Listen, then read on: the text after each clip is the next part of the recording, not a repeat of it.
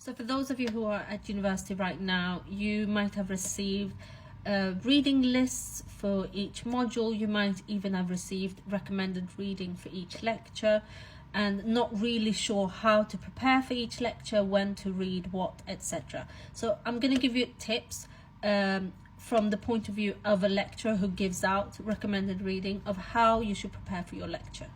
So usually when we give out recommended reading before a lecture, we don't expect you to read the papers and the chapters and know it by heart. It's not going to be a test.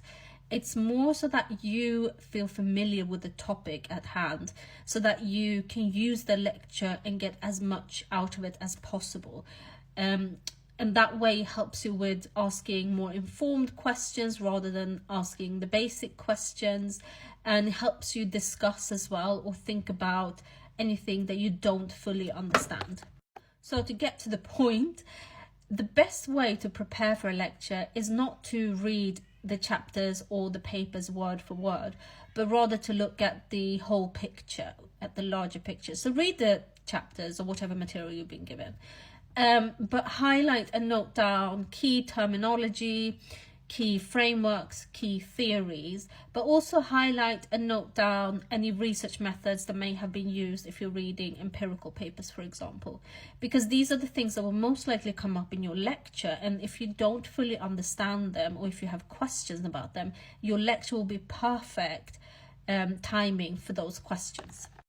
I know it sounds basic, read the papers or read the material, but if you don't read them, what might happen, or most likely will happen, is that when you are in the lecture, if you have any questions, those questions might be things that you would have found the answers to within the paper.